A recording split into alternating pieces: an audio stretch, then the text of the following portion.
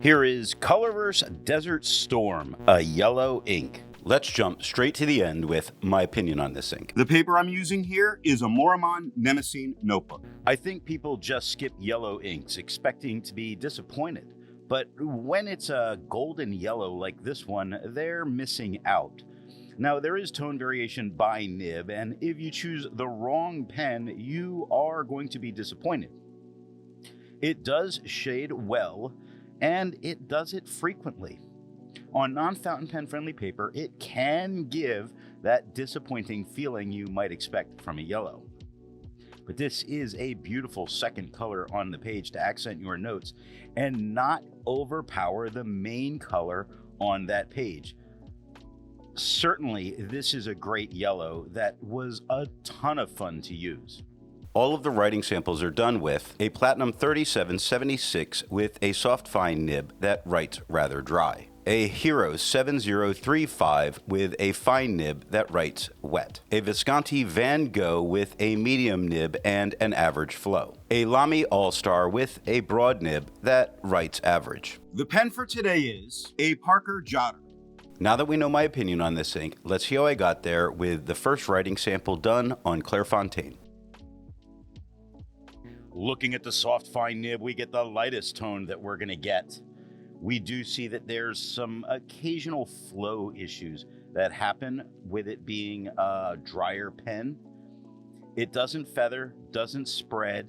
It does shade. It does shade very well, as is expected with a yellow. Looking at expected on the second line, where the E starts with that kind of hard flow from a dry pen, but then X becomes very dark. The PEC much lighter, still readable. The T is a nice mid-tone, lightening into the ED, but the downstroke of that D does become quite a bit darker. Looking at the wet fine nib, it is a whole lot darker than it was with the soft fine. It does not feather and it does not spread. It gets quite dark, and on this paper, a little bit of greenish kind of look to it, which is unusual when I'm looking at the chromatography. I do see a sort of turquoise at the top, and you'll see it. It's really faint, but it's there, which explains the greenish tint that we get from this wet pen. Now, it doesn't feather, doesn't spread, it does shade. You can see it quite a bit. The Elven King would be happy when you look at Elven Kings on the first line, mostly in that greener tone, but the N lightens up quite a bit, as does the V and the bottom of the G. Looking at the medium nib, it is lighter than it was with the wet fine. It does not feather. It does not spread. It is just a little bit darker than it was with the soft fine. It shades very well, really looking great on the page. Now, looking at with him were on the first line, the with starts lighter with the WI. The TH becomes much darker at the end. With him, we get a kind of ombre effect in the shading of the H, but the him at the end, that hump of the H and the IM, much darker. Where is a lighter tone in general. It starts lighter with the W, works its way darker to the E at the end. Looking at the broad nib, it is the same tone as the medium. It does not feather, it does not spread. I think it shows the shading off a bit better than it did with the medium. Take a look at scent on the first line, how it starts really light with that S and gets really dark with that T at the end. Then there's almost underneath that the TH is a nice mid-tone. The top of the H is quite a bit lighter. The E is a little bit lighter than the TH in itself, and the N very dark at the end. Looking at the back of the page, we get no bleeding and no ghosting. Like most inks, this one comes in a bottle. This is how the Pilot Custom 823 fits. And here is the Pelican M1000. Here is the ink level when you can no longer fill a Lamy Safari. There is approximately 7 milliliters of ink left. The next writing sample is done in a Portage Reporter's Notebook. Looking at the soft fine nib, we get the same tone as the Clairfontaine. It doesn't feather, it doesn't spread, it does shade as well as it did on the Clairfontaine. But you also will see that there were moments of some flow issues, and that becomes a little bit of an issue when you feel like you're not putting any ink on the page and you kind of have to get the pen to catch up. Not the best pen for, or best ink for a dry pen. Looking at the wet fine nib, it is a whole lot darker than it was with the soft fine. Same tone as the Clairfontaine. It does not feather and it does not spread. It barely shades at all. Most of that shading being eaten up by this paper that's not really made for fountain pens. But before you think there's no shading, look at before on the second line, where the bottom of the B is lighter than the top of the B or the EF that follow it. Now the bottom of the F transitions lighter into the OR, and the E at the end does become quite a bit darker. Looking at the medium nib, it is lighter than it was with the wet fine, darker than the soft fine. Same tone as the Clairfontaine. It does not feather and it does not spread. It does shade, not as well as it did on the Clairfontaine, but take a look at they had on the second line, where the TH are darker than the E and beginning of the Y, but the end of the Y gets quite dark. Had bookends with some darker H and D and a lighter A and hump of the D to begin with. Looking at the broad nib, it is the same tone as the medium, the same tone as the Clairfontaine. It does not feather, it does not spread, it does shade, not as well as it did on the Clairfontaine. But there certainly are parts like the N of again on the first line, or the crosses of the T's of stretched on the third line. Looking at the back of the page, we get no bleeding and no ghosting. There's a lot to learn by doing multiple chromatographies. The one on the left is immediately put into water for 10 to 15 seconds. The one on the right, marked with a D, is let dry for 10 minutes before putting into water. The next writing sample is done on a national brand Steno notebook. Looking at the soft fine nib, it is darker than it was with the Clairfontaine. It does not feather and it does not spread. As a tone, I think it's being affected by the paper and for the better with this ink, but it still has some of those flow issues here. It shades well enough. It stands out from the tone of the page well enough. I don't know that I would go with it with this. Looking at the wet fine nib, it is darker than it was with the soft fine, darker than it was on the Clairfontaine. Certainly it's a green without a doubt here. The tone of the paper has really affected it, making a beautiful green on the page. No feather, no spread, sure it shades, but I think the tone that we're getting, that if this is a paper you use a lot, this is a very interesting green to have on the page. Looking at the medium nib, it is lighter than it was with the wet fine, darker than it was on the Clairfontaine, just a tad bit darker, really, not tons. It doesn't feather, doesn't spread, it does shade. It is doing great, easy to read, really standing out. The shading, not the standout feature, but it's nice that we can see it here. Looking at the broad nib, it is just a little bit lighter than it was with the medium, lighter than it was on the Clairfontaine by just a tad. It doesn't feather, doesn't spread, it does shade, not as well as it did with the medium or on the Clairfontaine, but it's still there. I mean, you can see it with thus, where the top of the H is darker than the T hump of the H. The US at the end do darken up a little bit. Now that, the next to it, the H has a beautiful tone going at the bottom of the H, lightening at the top, very, very light into the A, darkening quite a bit with the T at the end. But I don't think this is the best look on this paper. Looking at the back of the page, we get no bleeding and no ghosting. Resistance tests are done to see how this ink can be expected to perform on the page, and more importantly, how hard it may be to clean from your pen. The smear is allowed to dry for 3 days before testing it. The highlighter is on the top left, pen flush is on the top right, 1/3 bleach solution is on the bottom left, and water is on the bottom right. The next writing sample is done in a Rhodia notebook.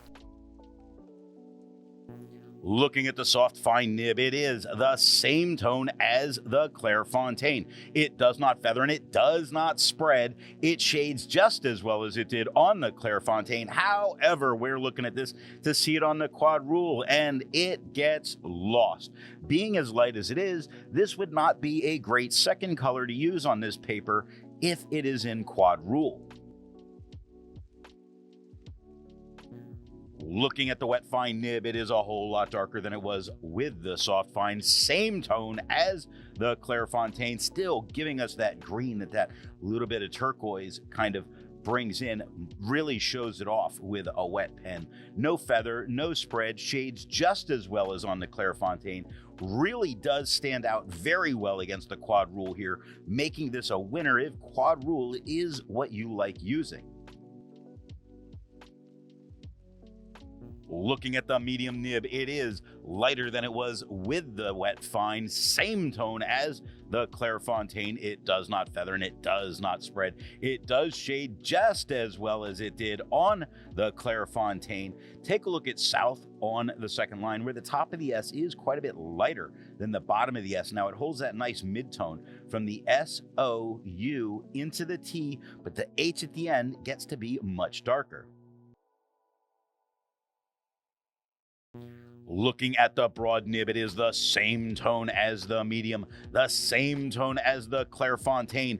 It does not feather and it does not spread. It does shade just as well as it did on the Clairfontaine. Really, when thinking of what you saw with the medium and looking at here, I still don't feel like it's standing out against the quad rule strong enough that if you wanted to use this paper, you have to get the green tone from a wet pen. Sorry, yellow. Looking at the back of the page, no bleeding and no ghosting. With over 1,000 inks reviewed, let's take a look at some color comparables. Here is KWZ El Dorado.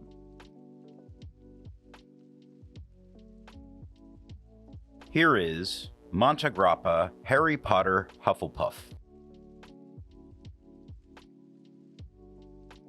Here is Noodler's Golden Brown.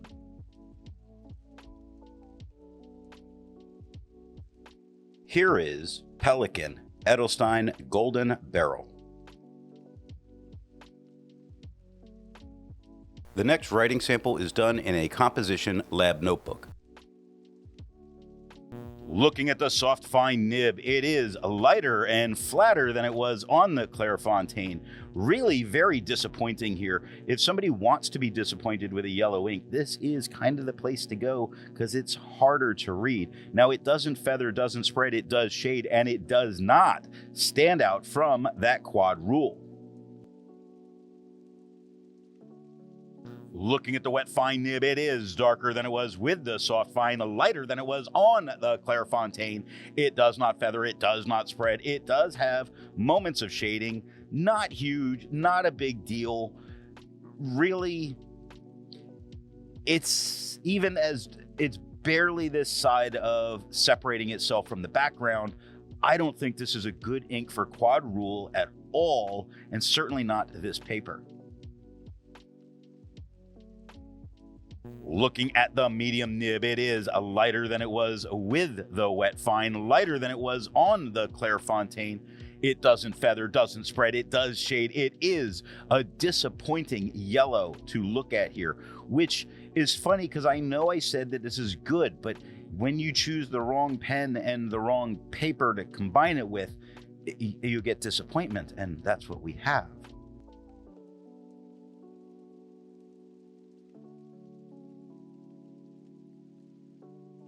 Looking at the broad nib, it is the same tone as the medium, lighter than it was on the Clairfontaine. It does not feather, it does not spread, it does shade, it does not stand out against this quad rule, and it does deliver on that disappointment that people might worry about with a yellow ink.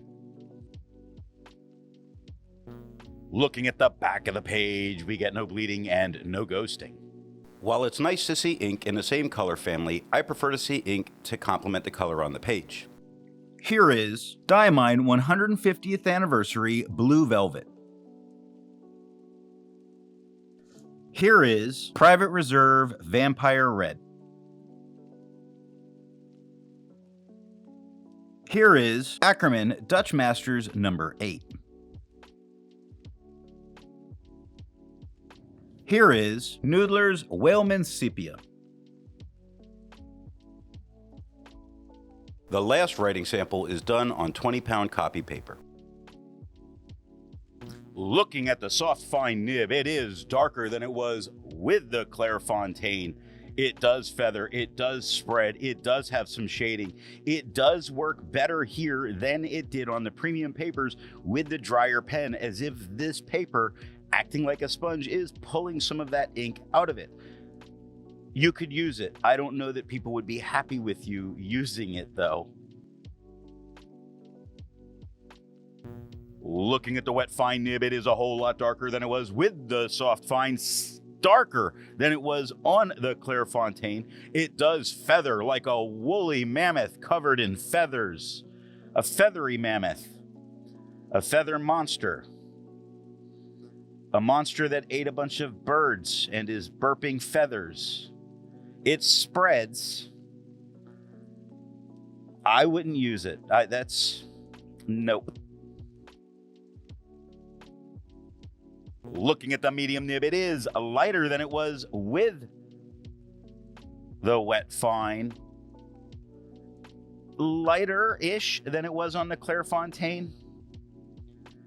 It feathers, it spreads. I think it looks better than it did with the wet fine. I think you could use it. I think the feather and the spread are rather under control. I think this is one of the better looks you're going to get for this ink on this paper. Looking at the broad nib, it is lighter than it was with the medium. Quite a bit lighter. Very bright yellow. I think it's coming better on camera as I'm looking up at it. It does have some feathering and it does have some spread, and it does give that I don't want yellow ink because I'm not going to be able to read it feel as you look at it. So what nib and pen do I think are going to give the best writing experience with this ink? The paper I'm using here is yellow Rhodia paper. The soft fine is light in tone and it shades, but the dry pen had flow issues from time to time.